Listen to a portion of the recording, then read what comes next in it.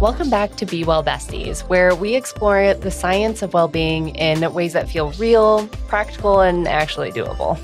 Have you ever felt like self-care has turned into something you have to buy or earn instead of something that you just get to experience?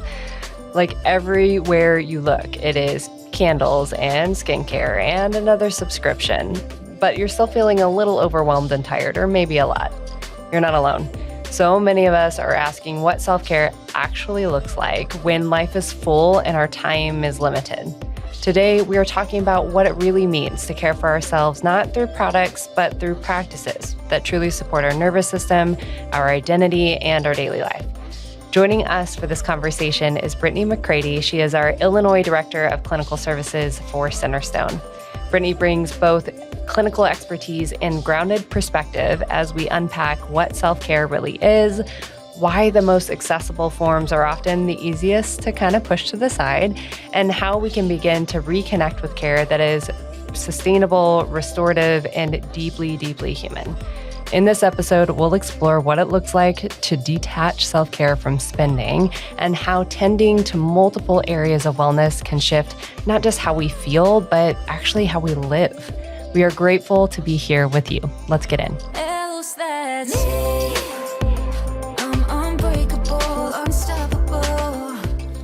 All right, as always, we're going to start with a very doable self-care practice, and that is our self-assessment. So with the self-assessment, we invite that deep breath in, maybe a longer exhale out, and then as gently and non-judgmentally as possible, asking ourselves how we're doing in this very moment and trying to put a number to that. So 0 being completely calm and at peace, all the way up to 5 where we're maybe in that crisis mode, struggling to function.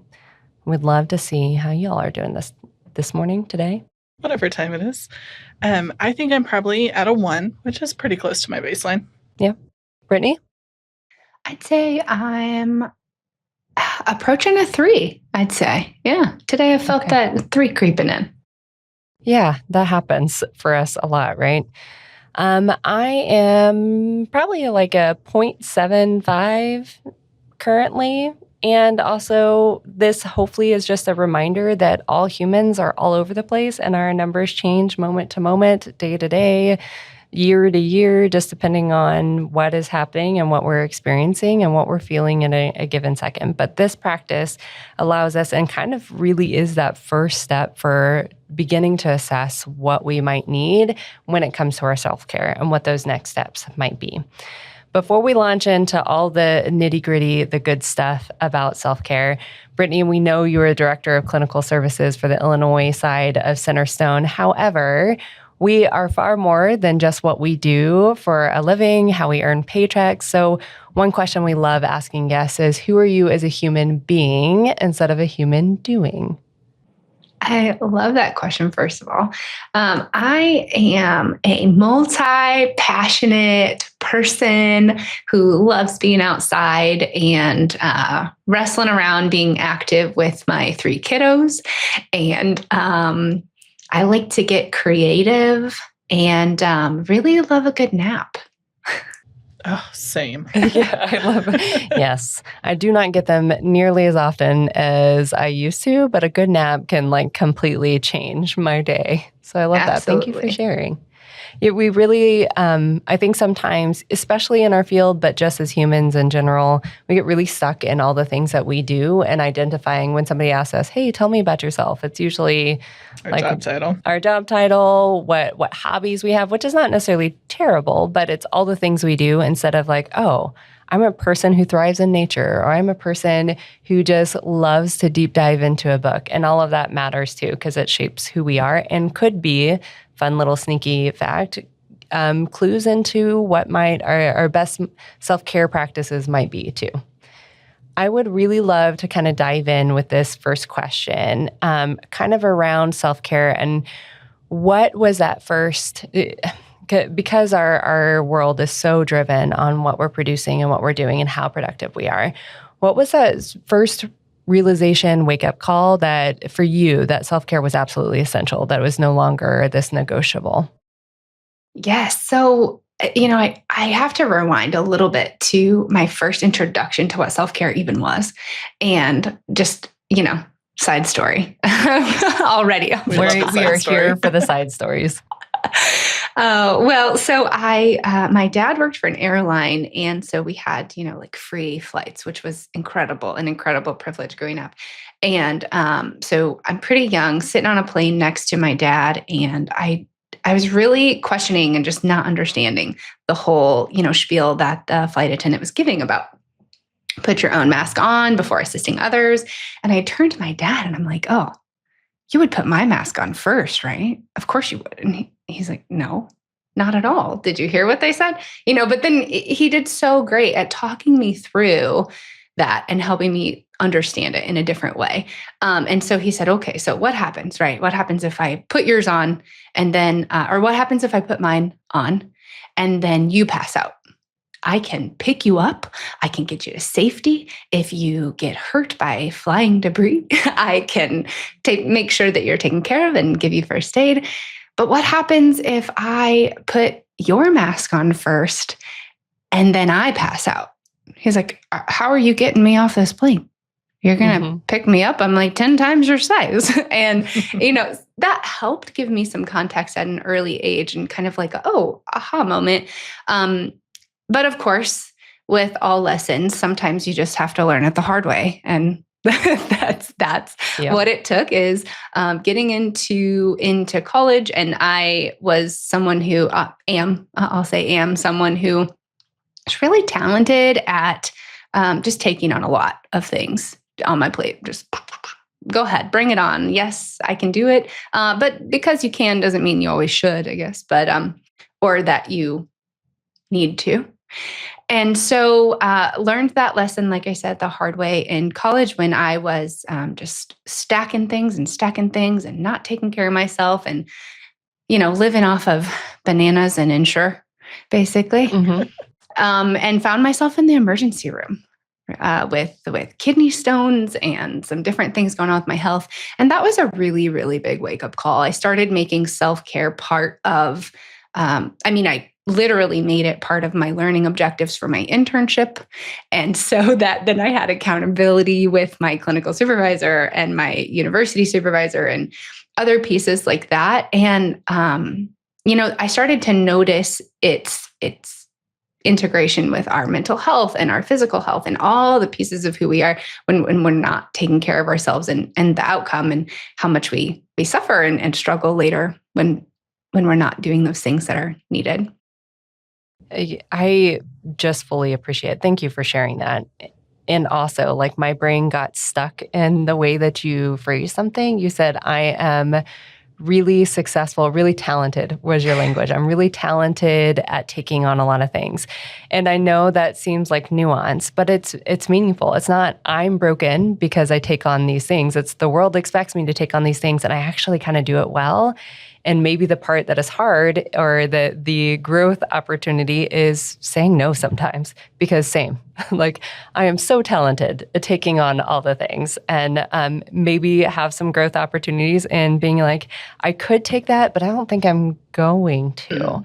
And I think that kind of puts that helps me wrap my brain around self-care a little bit differently because it's a word that gets thrown around so often. Like it is in media, it's all over social media. We talk about it and we just kind of assume people know what self-care means, but I think it's way different than oftentimes what's advertised. Because a lot of times when I see self-care out in the world, it's the next best candle, it's this skincare line, it's masks this and bubble baths and all the things that we can buy. Yeah. Yeah. So I'm wondering how you would specifically define self-care. Yes to everything you said. First of all, yes. And there's a little bit of a like high horse I got on for a little while about that, and then really had to just step back and recognize that if those things bring you joy and they are things you look forward to, and something about buying a new candle lifts your attitude or is enjoyable for you, cool, that's awesome. Totally do that within reason, right?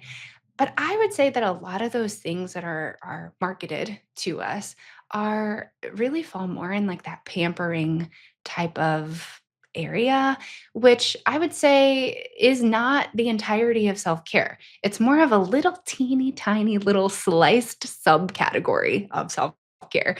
And so if that's a little subcategory, to me, there are three main big categories of self care, and that would be preparatory, maintenance, and emergency, or I prefer to call it reactive self care. So preparatory self care are those things like, I know that I'm going to have a surgery soon, so I make sure I have the chair for the shower, or meals prepped or support available. Those things that help me prepare for something that is coming up that might be challenging, or might be out of the norm, or throw things off a little bit.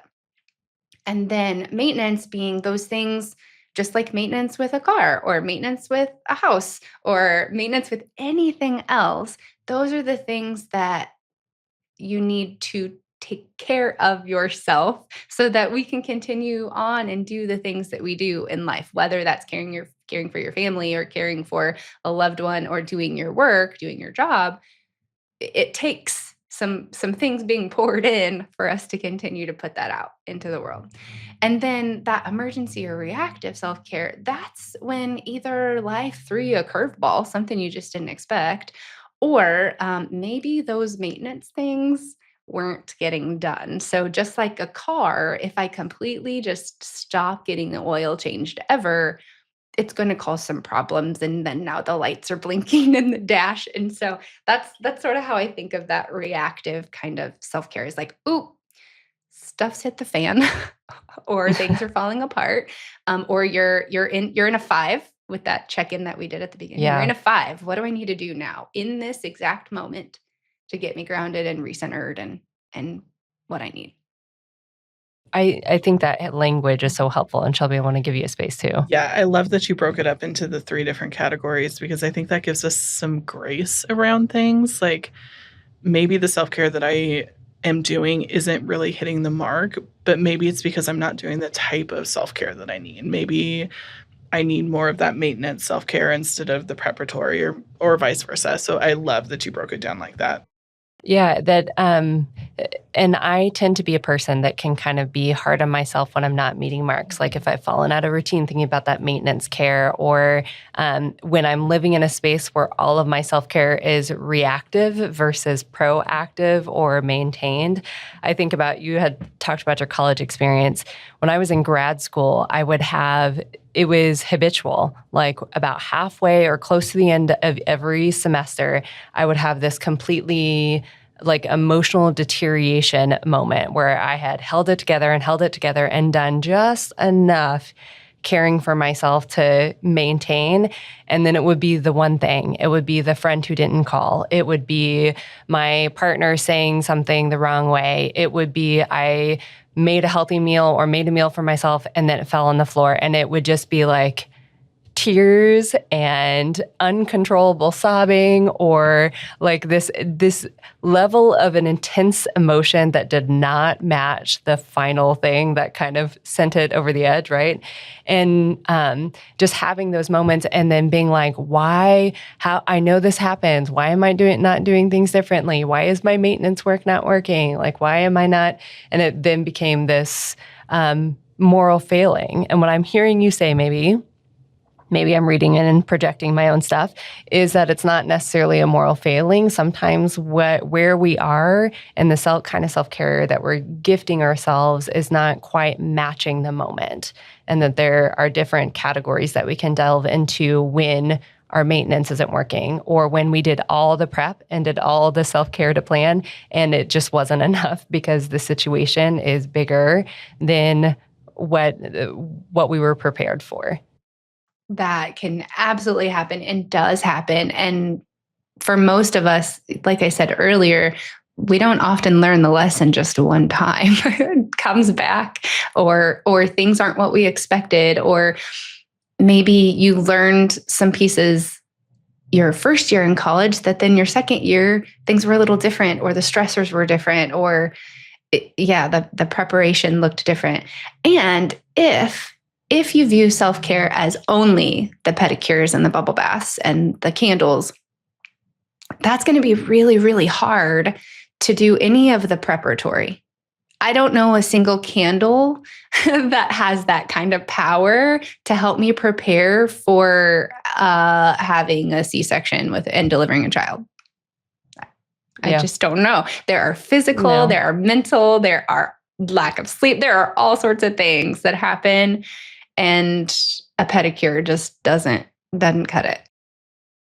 Yeah, well, and that gets me to one of the questions I want to ask you about, this idea that sometimes we're so emotionally exhausted that self-care that truly supports us can feel like it's asking a lot. Like when we are in those moments where everybody else or everything else is asking everything of us, that it can be too much. And especially those free self-care tasks can feel like things we might be avoiding, because addressing something we actually need to face feels like too much. It feels like, I would love to put a Band-Aid on this by, taking a bath. And that might help a little bit. That might take us from that 3 to 2.75, right? But we're avoiding maybe the bigger thing. How do we know, or how do we walk that line of right now is a Band-Aid moment, I just need a Band-Aid, versus this is something that I deserve to spend some more time and explore and get to the root cause? Like, how do we make those determinations so we're caring for ourselves in the best way? Ooh, you're getting right to it, and I just love it. I don't know. You got my knees up. I'm all antsy, nerdy about it. Okay, so sometimes because of the circumstances, a Band-Aid is what we can do.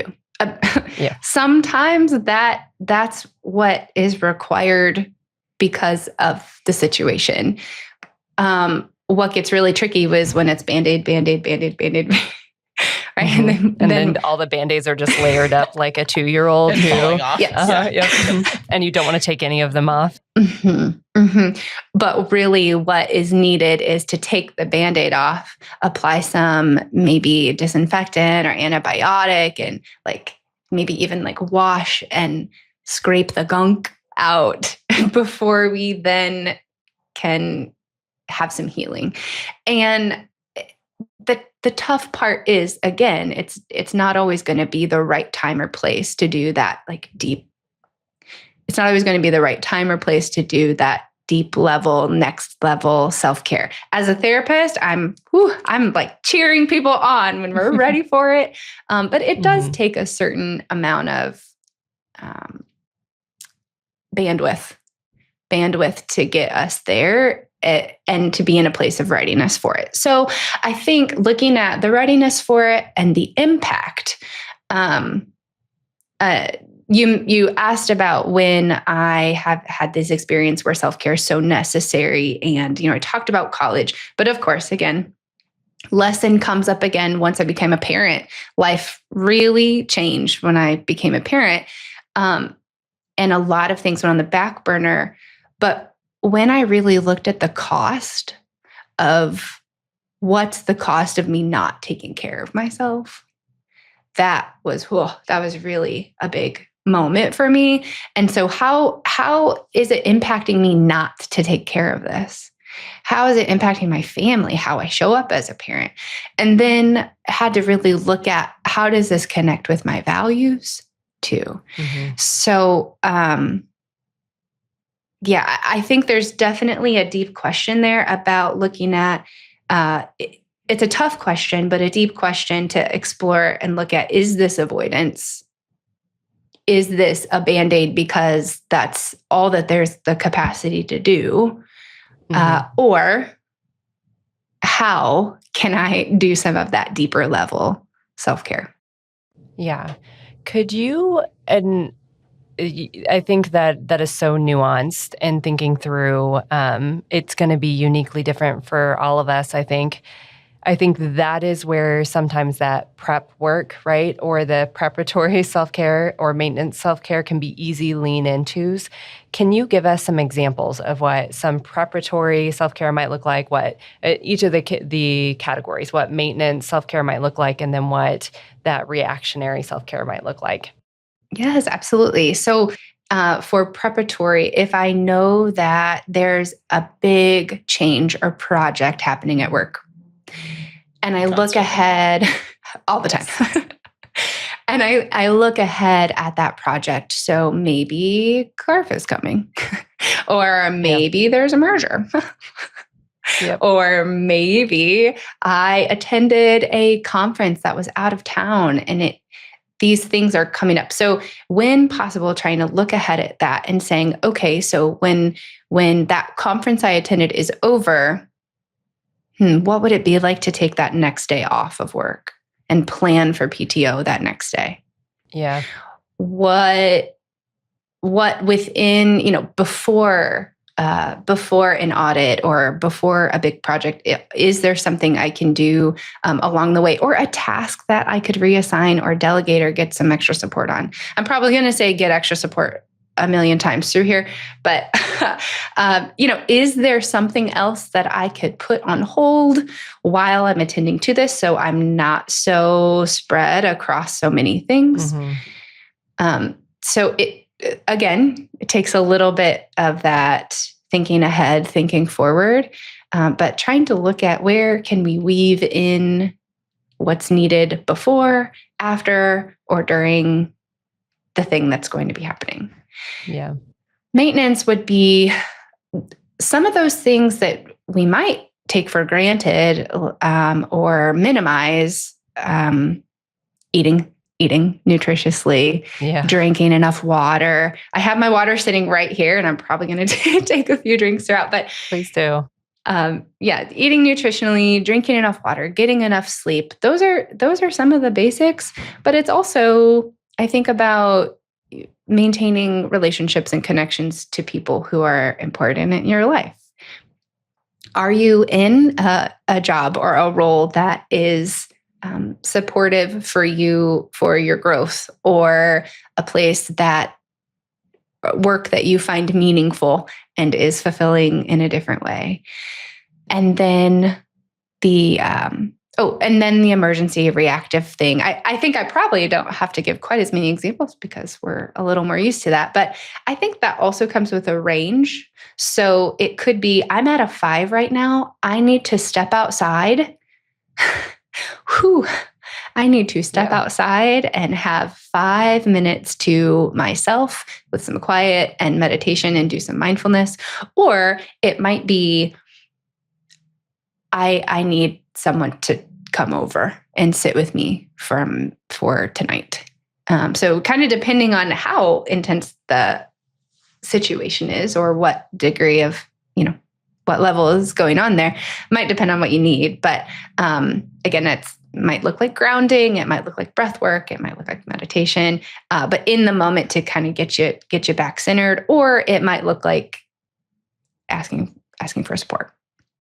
Yeah. I love that you've reframed self-care as not just like acts, but it's value matching. It's maintaining relationships. It's those things that we don't necessarily think about as caring for ourselves, even though they do support our brain health and our whole health. What we talk about a lot is giving ourselves gold stars, where the things, chances are we're practicing self-care and just not chalking it up as self-care. So making sure that we're getting our water, making sure we're getting our sleep, listening to music on our way home from work so we can be in a different mind space. These are all things that are also self-care, and we're just not giving ourselves credit. We deserve the credit. And what I'm also hearing Brittany say is that these moments, these things, as far as the candles and the massages and the bubble baths, so they're not bad.